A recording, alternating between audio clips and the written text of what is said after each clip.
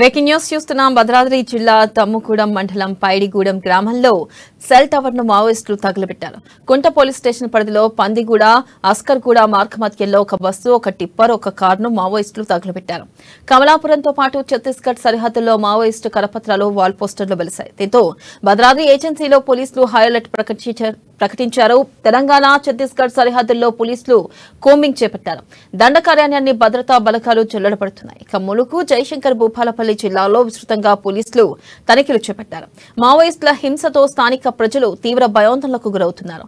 అయితే మావోయిస్టులు భారత్ బంద్ కు పిలుపునిచ్చిన విషయం తెలిసిందే.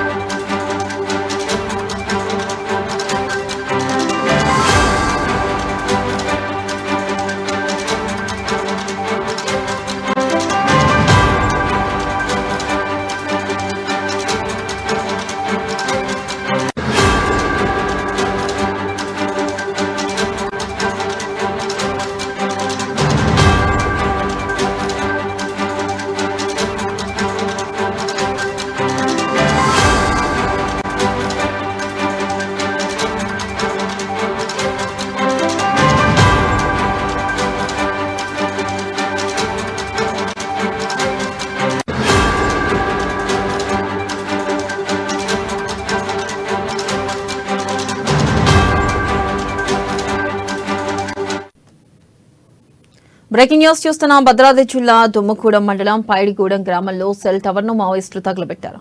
కుంట పోలీస్ స్టేషన్ పరిధిలో పందిగూడ అస్కర్గూడ మార్గమధ్యంలో ఒక బస్సు, ఒక టిప్పర్, ఒక కారును మావోయిస్టులు తగలబెట్టారు. ఇక దీనిపై మరింత సమాచారాన్ని మా ప్రతినిధి శ్రీనివాస్ అందిస్తారు.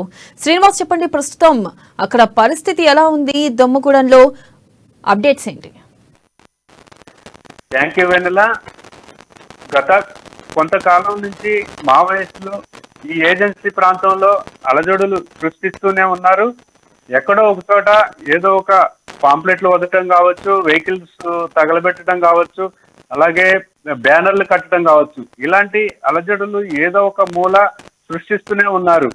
కానీ ఈ రోజు భారత్ బంద్ పిలుపునిచ్చిన మావోయిస్టులు కేంద్ర ప్రభుత్వం తీసుకుంటున్నటువంటి మావోయిస్టు అణచివేత ధోరణిని నిలిపివేయాలని చెప్పేసి ఈరోజు బంద్ పిలుపునిచ్చినటువంటి నేపథ్యంలో గత కొన్ని రోజుల నుంచి ఏజెన్సీలో, అంటే మన తెలంగాణ రాష్ట్రంలోని మన భద్రాద్రి కొత్తగూడెం జిల్లా ఏదైతే ఉందో, ఈ భద్రాద్రి కొత్తగూడెం జిల్లాకి సరిహద్దులో ఛత్తీస్గఢ్, ఏపీ, ఆంధ్రప్రదేశ్, మహారాష్ట్ర, ఒరిస్సా ఈ 4 రాష్ట్రాలకి మధ్యలో దట్టమైనటువంటి అటవీ ప్రాంతం.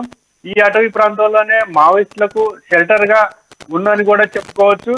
ఎన్ని బేస్ క్యాంపులు, ఎన్ని మావోయిస్టుల అణచివేత దళాలు, పోలీసు బలగాలు కావచ్చు, గ్రే హ్యాండ్స్ దళాలు కావచ్చు, ఇలాంటివి ఉన్నప్పటికీ ఏదో ఒక చోట ఈ యొక్క నక్సలైట్లు విధ్వంసాన్ని సృష్టిస్తూనే ఉన్నారు.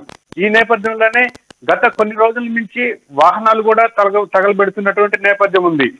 ఈ ఛత్తీస్గఢ్ రాష్ట్రంలోని జగదల్పూర్ వద్ద నుండి వస్తున్నటువంటి విజయవాడ ఆర్టీసీ, ఏపీఎస్ఆర్టీసీకి చెందినటువంటి బస్సులు కూడా దాంట్లో ఉన్నటువంటి ప్రయాణికులు దింపేసి ఆ యొక్క బస్సులు కూడా తగలబెట్టినటువంటి సందర్భం ఉంది. ఈ నేపథ్యంలో అక్కడ పోలీసు బలగాలు ఈ యొక్క మావోయిస్టులు అక్కడ బస్సును తగలబెట్టి వెళ్ళిపోయిన తర్వాత అక్కడ పోలీసు బలగాలు వెళ్ళి వారి యొక్క ప్రయాణికులను ఆ యొక్క బేస్ క్యాంప్ లోనే ఆ రాత్రి అంతా ఉంచుకొని పొద్దున్నే మరుసటి వాహనంలో వారి యొక్క గమ్యస్థానాలకు చేర్చినటువంటి సందర్భం కూడా ఉంది. అలాగే ఈ యొక్క ఛత్తీస్గఢ్ లోని చింతూరు ఛత్తీస్గఢ్ రాష్ట్రానికి సరిహద్దులో 25 కిలోమీటర్ల దూరంలో ఉన్నటువంటి ఈ యొక్క గ్రామాల్లో ఈ మావోయిస్టుల యొక్క అలజడులు జరుగుతూనే ఉన్నాయి. ఈ యొక్క అణచివేత ధోరణిని అరికట్టాలని చెప్పేసి కూడా ఈ రోజు బంద్ పిలుపునిచ్చినటువంటి నేపథ్యంలో ఈ యొక్క ముక్కోటి ఉత్సవాలు కూడా జరుగుతున్నాయి. భద్రాచలంలోని ఈ శ్రీరాముల వారి సన్నిధిలో ముక్కోటి ఉత్సవాలు, రేపు తెప్పోత్సవం కూడా జరగబోతుంది. ఈ నేపథ్యంలో ఇక్కడ భద్రతా బలగాలు మోహరించి ఉన్నప్పటికీ ఈ యొక్క ఏ విధమైనటువంటి అవాంఛనీయ సంఘటనలు జరగకుండా దేశ నలుమూలల నుంచి, రాష్ట్ర నలుమూలల నుంచి వచ్చేటువంటి సీతారామచంద్ర స్వామి భక్తులకు ఎవరైతే ఉన్నారో వారికి ఏ విధమైన ఇబ్బందులు కలగకుండా, ఈ యొక్క ఘటనలు జరగకుండా భద్రతా ఏర్పాట్లను ఈ యొక్క భద్రాచలం ఏఎస్పీ పరితోష్ పంకజ్ ఈ యొక్క పర్యవేక్షిస్తున్నారు.